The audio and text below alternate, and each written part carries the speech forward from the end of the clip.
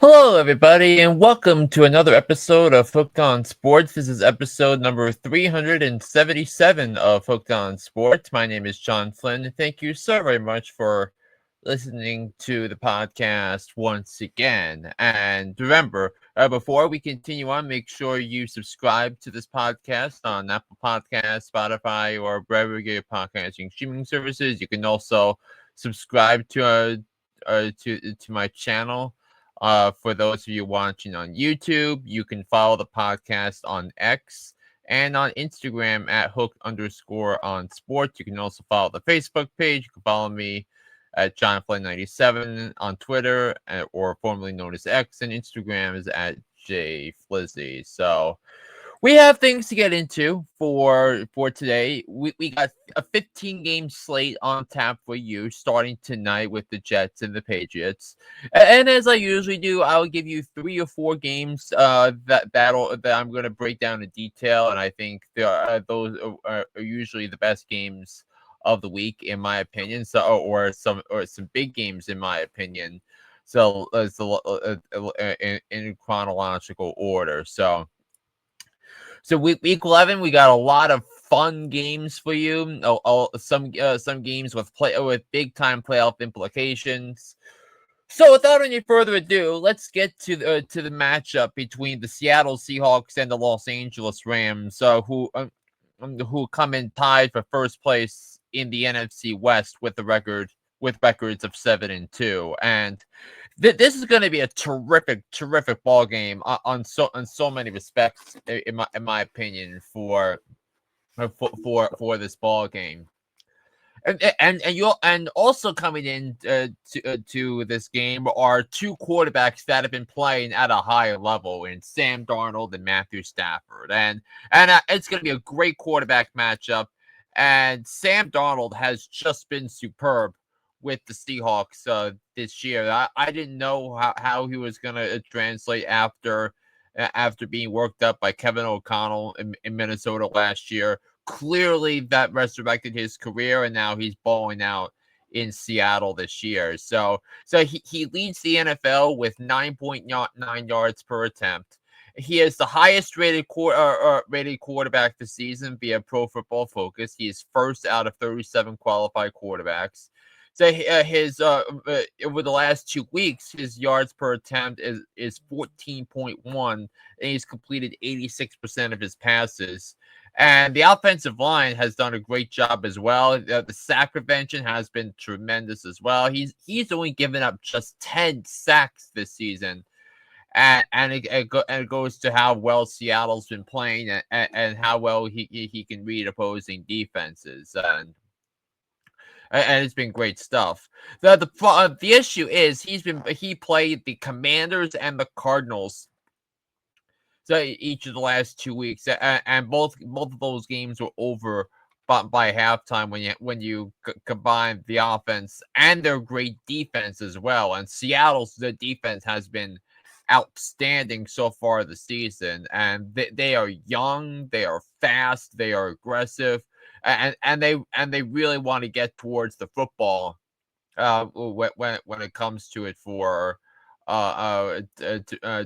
making things happen on both sides of the football. So this is a well constructed roster. John Schneider has done an incredible job. So with this rebuild, and Seattle, both of these teams are on their way to making the playoffs. Now now we'll also look at Stafford as well, because Stafford, with it in the last 3 games, the London game against Jacksonville, and then the games against the Saints and the 49ers. So let's make sure we're clear on those 3, that the Jaguars did not have their star linebacker Devin Lloyd. The Saints defense is dreadful, and the 49ers are decimated by injuries all across all over the roster. But Matthew Stafford became the first quarterback in NFL history to have 3 consecutive games where he threw 4 touchdowns or greater, and 0 interceptions in the process. So Stafford is putting together one of the best seasons of his career, and he has just been just having a fabulous year, and is one of the big reasons the Rams are in the conversation for the Super Bowl. And you factor in success on the ground, I'm actually pretty glad the Rams are incorporating Blake Corum a little bit into the plan of attack here. So, but I think if the Rams are going to win this game, I'm looking at two things. Number one, so can they run the football against one of the best run defenses in the NFL in Seattle, and I think number two, number two is how is will these teams be able to get how they'll be able to get off the field on third down, because I'm gonna give you some numbers between the Seahawks offense and the Rams defense. So we're gonna go on third down to go between 1 and 4, less than 4 yards. The Seahawks are tied for first in the NFL with a conversion percentage of 65.1% on third downs and less than 4 yards to go or less. On third downs between 4 and 8 yards, so they're eighth in the NFL at 45.2%. Whereas for the Rams on defense, so they have the sixth best third down conversion against between 1 and 4 yards at just 47.7%. And on third down between 4 and 8 yards, the Rams have the fifth lowest conversion rate at around 31%. So I think I think the two battles I'm looking for are, can the Rams run the football effectively, and who's going to win the battles on third down. So I think those two things are going to play a huge role in determining the winner of this game. This is the first time the two teams have seen each other. They'll see each other again later in the season on a short week in December. So this is a monster game for both teams, as the winner of this game will improve to 8-2 and will have no worse than a share of the best record in the NFC with if the Philadelphia Eagles beat the Detroit Lions later on Sunday night.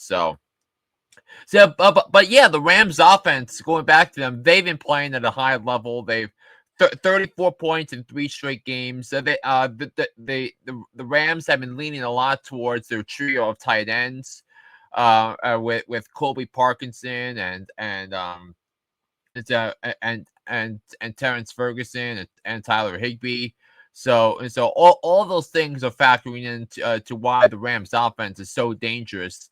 Even if you just try and discount Puka Nacua, so who is having a great year. He is averaging 10 targets a game, 40 first downs. Both of those stats lead the NFL. While Jackson Smith-Njigba has 90 yards receiving or better in 8 of his last 9 games. And he leads the NFL with 1,041 receiving yards and 115.7 yards per game. While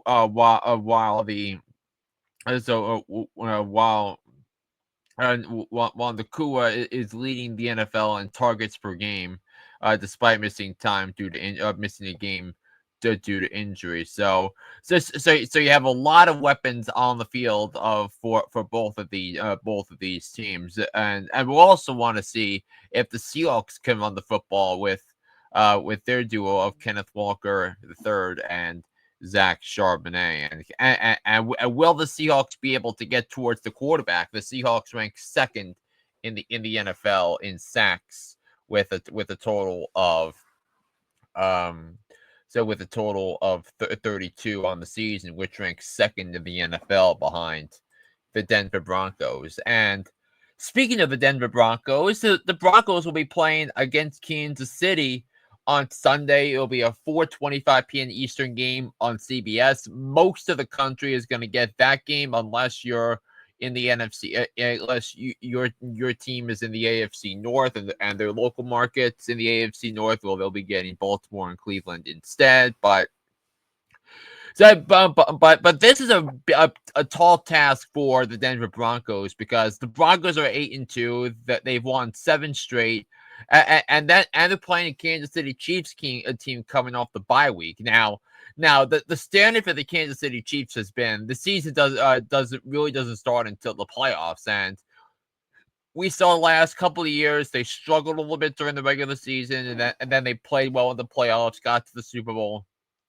and cemented their status as a dynasty. But this season is a different animal for Kansas City because if they lose, so they will be 3.5 games behind the Denver Broncos in the AFC West. So if they want to maintain, want any chance of keeping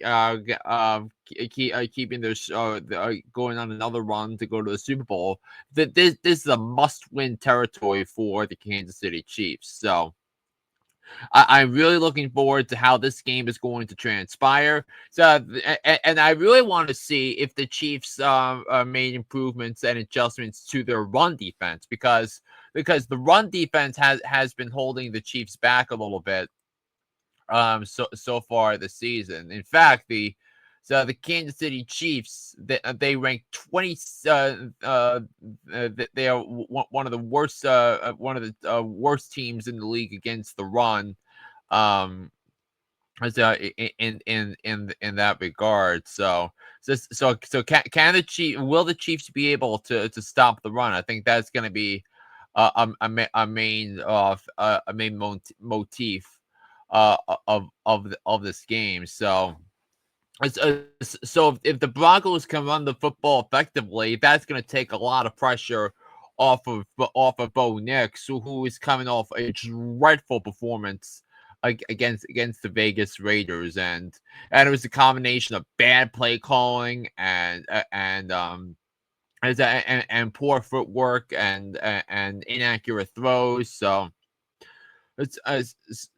we want to see about that as well. So what we're really going to know if the accusations that some people have made about Bo Nix being just a guy and not rather special, we'll know a lot about him and the Broncos by the end of by the end of the season. So we also want to see can the Chiefs did the Chiefs make adjustments in running the football because their running game has been decent. But they're not at the level that I want them to be at yet. So we're gonna see the new iteration of the Chiefs that we'll see coming off their bye week. Now the Chiefs have a top 10 overall in terms of points scored and yards and points allowed. So we will see how good these two teams are coming up later on Sunday afternoon. And then we go to Sunday night, and I think this is going to be a terrific game, a great matchup between two outstanding teams in the Detroit Lions and the Philadelphia Eagles. And the Detroit Lions were the only team on the Eagles' regular season schedule that voted against the proposal to ban the tush push in 2020 in the spring meetings back in May. So yes, so you have to venture that the Lions are going to be amped up for this game, and the Lions suddenly found a new plug on offense because Dan Campbell took away the play calling duties from offensive coordinator John Morton after 3 straight games where the Lions finished with 24 points or fewer. And now he's going to be the play caller, I think, going forward because the Lions just hung a lot of points on Washington, 44 to be exact. Now, I do not believe the Lions are going to score 44 points against the Philadelphia Eagles, and I think how this iteration of the Eagles has evolved. It kind of reminds me a little bit of the team as currently constructed. With the team with Jalen Phillips back in, no in or I should say Jalen Phillips into the mix. I'm looking at Nolan Smith and the addition and bringing back Brandon Graham and a healthy Jalen Carter. This is the type of team that reminds me of those teams that went to 4 straight NFC Championship games for the Eagles from 2001 to 2004. They are said that they are an outstanding defensive team. That they have no interest in turning the football over. And in fact, the Eagles have had the fewest giveaways of any team in the NFL so far. So that with only four giveaways so far this season, and two of them oddly enough came against the Giants, and this defense and getting Jalen Carter back has been big as well, because they've given up under 275 yards in each of the last 2 games, and without him, it was without any of the guys on the defensive line that they have now. So you have results like they had a month ago when they got blown out 34-17 by Jackson Dart of the New York Giants. This is a much different defense than what it was at the start in October, where they were going through the motions, and not enough consistent play on both sides on both sides of the football. But I think the Eagles are gelling together, and I think they're doing it at the right time. Yeah, meanwhile, it's going to be a tall task in my opinion for the Lions, because now that you have facing a better defense in Philadelphia than they did against Washington, it's going to be harder for Jared Goff to do the things he wanted to do, because I think the Eagles are going to be inclined into slowing down the rushing attack of Jahmyr Gibbs and David Montgomery, and the Eagles have posted their 3 best outputs in terms of yards against allowed via the run each of their last 3 weeks.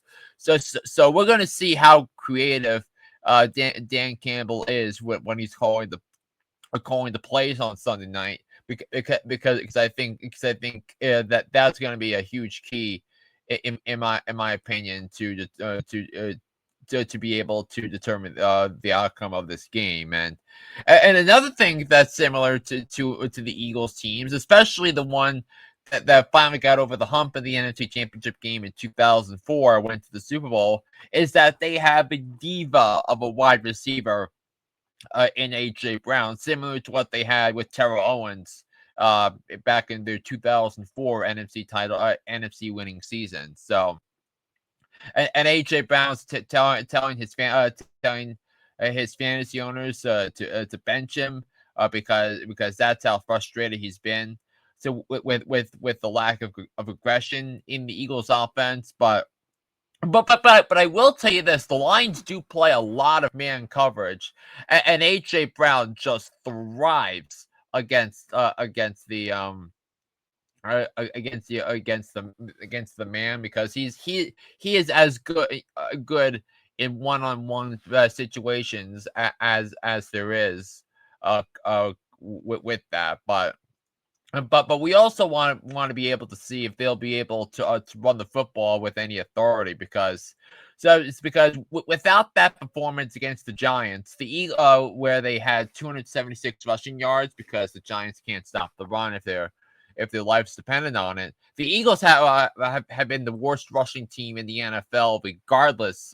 When you take all that out there, so yeah, it's gonna be something to monitor here when you really when you look at it. So it's gonna be a fascinating outcome in my opinion for how this is gonna transpire. So Eagles, Lions, Seahawks, Rams, Broncos, Chiefs coming up late coming up as my favorite games to watch coming up on Sunday night, on Sunday and Sunday night. So without any further ado, let's go over to my pick segment here. So far this season, I am 92, 54, and 1 picking the game straight up. I went 8-6, 8-6 last week, with that, and then against the spread, I went 6-8 last week, and now I'm 69-80 on the season. I have not had a single push yet this year, so we'll see if that comes sooner rather than later. So 15 games on the schedule. If you're watching on YouTube, it's going to be to your the right side of your screen.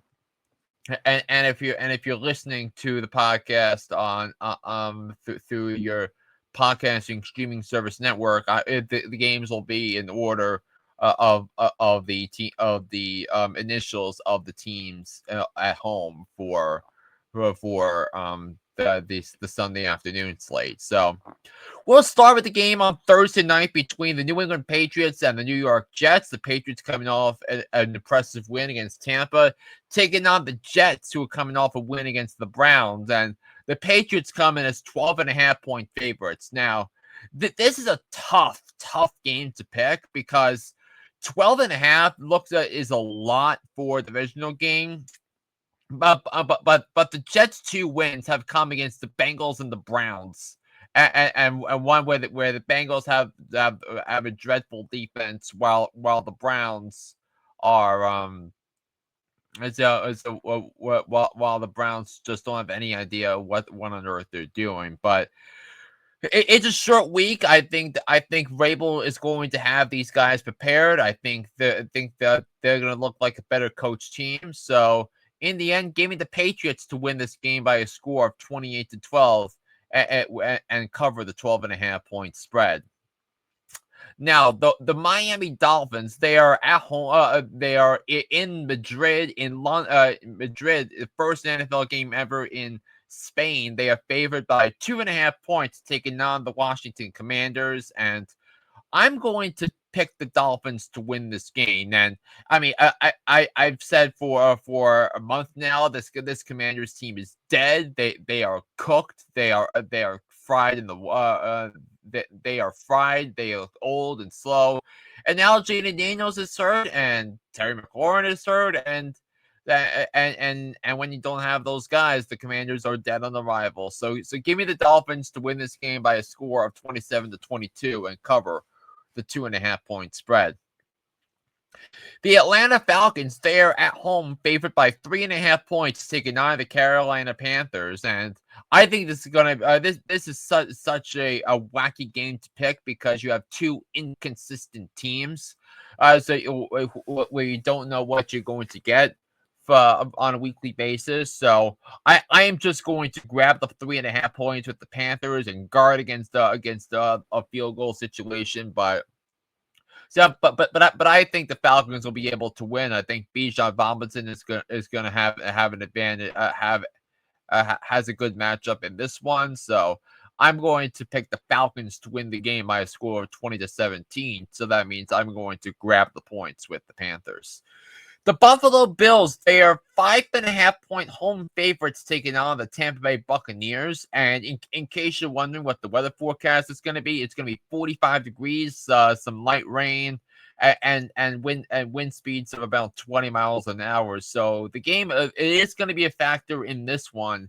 And I think it's going to be a factor because without Bucky Irving, the Tampa Bay Buccaneers are having trouble running the football. And I think the reason, but the key behind Tampa's strong start has been their rushing offense, and right now they just don't have that right now. So with all things considered, I'm going to pick the Buffalo Bills. I think they bounce back after the debacle in Miami.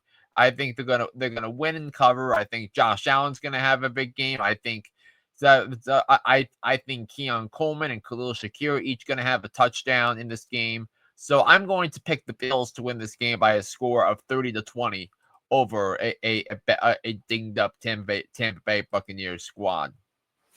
The Chargers are on the road in Jacksonville, favored by 3 points in this game, and this was such a tricky game to pick as well because you got the Chargers and the Jaguars. The Chargers gave Aaron Rodgers his worst performance of the season. They got blown out 25-10, and it wasn't even that close, but now this is the first real moment where the Jaguars are going into a game facing adversity, based upon the disastrous loss against the Texans on Sunday, where they had a huge lead late and they blew it.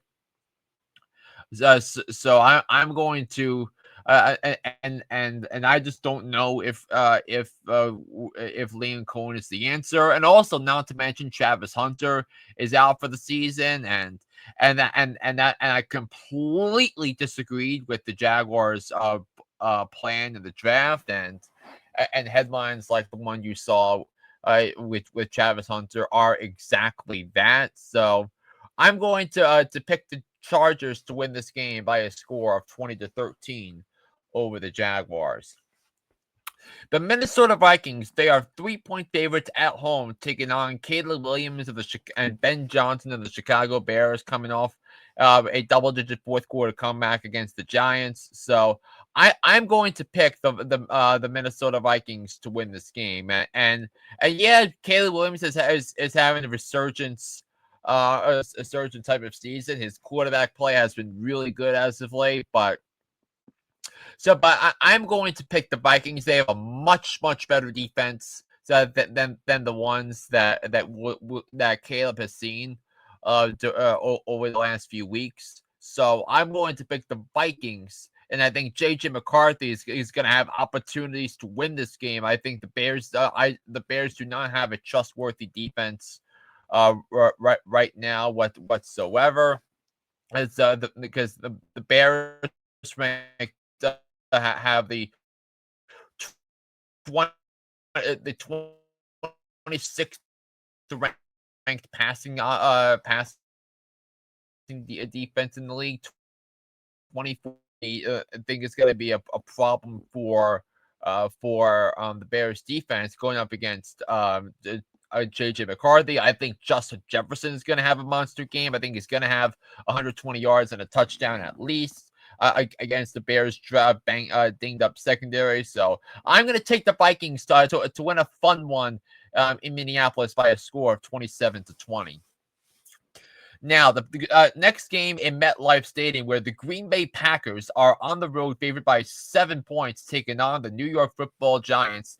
And the Giants announced today that unless Jackson Dart comes back from the injury and the concussion protocol, I don't think he will. Jameis Winston is going to be the starting quarterback for the Giants. So I'm going to pick the Packers to win. I think they bounce back from their loss against Philadelphia, but I think Jameis Winston is going to add a little bit of a spark after how bad Russell Wilson looked in the fourth quarter against Chicago. So I'm going to pick the Packers to win, but I'm going to grab the points with Mike Kafka and Jameis Winston and the New York Football Giants to in this one. Now, the Pittsburgh Steelers. I am 0-9 against the spread picking Steelers games this year. The Steelers come in as 5.5-point favorites against the Cincinnati Bengals, who are coming off their bye week, and they announced that Joe Burrow is return. The practice window for Joe Burrow has opened up, and all signs indicate that he's going to be able to suit up for the Bengals in 2 weeks from tonight in their Thanksgiving matchup in Baltimore against the Baltimore Ravens. So that's going to be certainly something to monitor there, but I just think it is a desperate time because of the job for job security for Zach Taylor, and I think Zach Taylor is going to get fired if and when the Bengals miss the playoffs. So I think coming off the bye, I'm going to pick them to to cover here, but I'm going to take the Steelers to win by a score of 29-26. Now, the last 1 o'clock game, the Houston Texans favored by 6.5 points on the road in Tennessee, taking on the Titans. And I just think the Titans are the worst team in the NFL. They don't have any substance really right now on offense or defense. There's very little talent on either side of the football. They have the lowest point differential of any team in the NFL, and I just think it's just not there right now for the Titans. So I'm going to pick the Texans. It's gonna I hope for the Texans' sake they don't overlook this game because not looking ahead to Buffalo next Thursday night. So I'm going to pick the Texans to win this game by a score of 26-17 over the Titans in Nashville.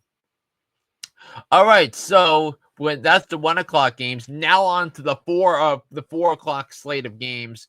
We got the San Francisco 49ers favored by 2.5 points on the road, taking on the Arizona Cardinals, and it certainly seems that we're getting closer to a Brock Purdy return. And that's going to be something with that as well. So, but I think we're going to be we're going to be seeing that right now. So, but. I am going to pick the Arizona Cardinals to win the game. It doesn't really matter to me that the quarterback situation is a problem there with that, but I think the Cardinals had a really tough spot last week going up against Seattle. So I think it's going to be a much easier outcome for the Cardinals. And I think they'll be able to beat the San Francisco 49ers by a score of 30-27 against the Niners. Now, this is my pick for game of the week. The Rams favored by 3 points, taking on the Seattle Seahawks. And I just think right now, these are two teams playing at a tremendously high level. But when I have doubts about games like this, I'm going to pick the team with the better coach and the better quarterback. So I'm going to pick the Rams to win the game by a score of 20. I have them winning 26-21 over the Seattle Seahawks. The Baltimore Ravens are favored by 7.5 points, taking on the Cleveland Browns. I told you the Ravens were gonna beat the Vikings on the road and cover the spread.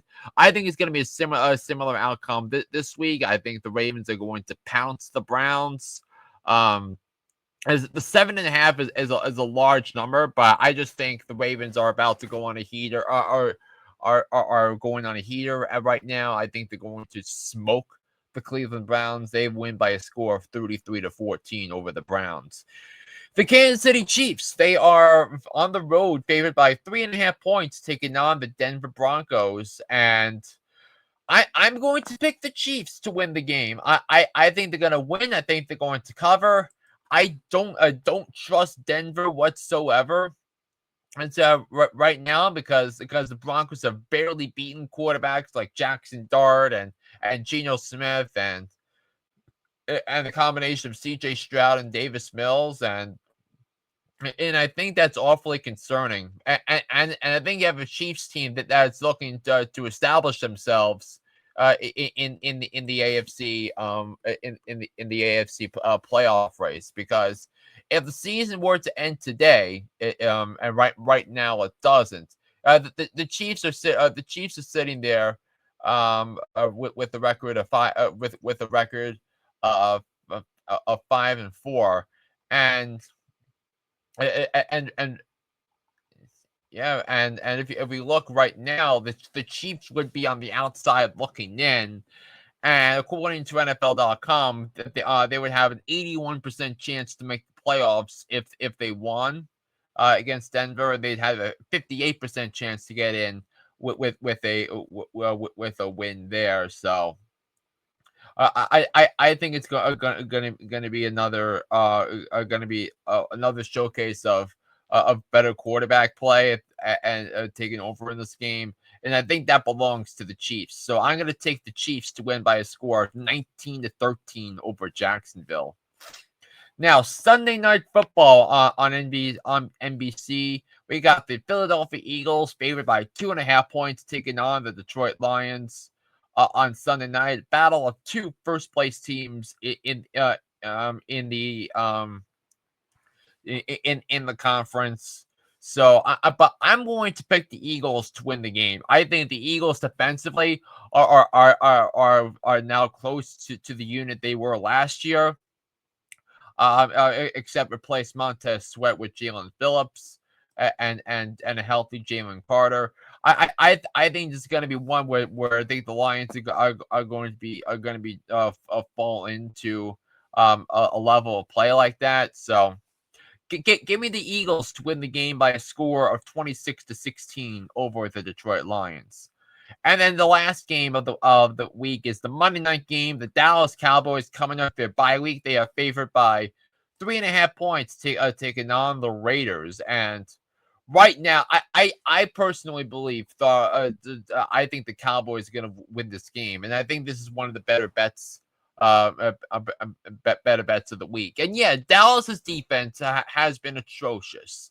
So, but I am just concerned about the level of quarterback play that we're seeing from the Raiders, and if they'll be able to move the ball against them. So right now, I'm just gonna take the team. I'm gonna take the team with a better quarterback right now. I don't don't like the Raiders defense in this game, so I like the Cowboys to win this game by a score of 30-24 over the over the Vegas Raiders coming up on Monday night. So that's going to do it for this edition of Hooked on Sports. I hope you enjoyed listening or watching the show. And I will be back here next week to discuss all the things in the world of sports. So until then, this is John Flynn saying so long, and I'll be back here on the podcast next week. Take care, everybody, and so long.